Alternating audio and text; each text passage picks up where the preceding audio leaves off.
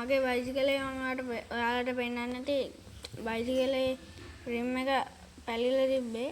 අලුතෙන් රිම් එකක් දාම මේ කළු පාට වගේ. ඒක හදලා ආයි කරා.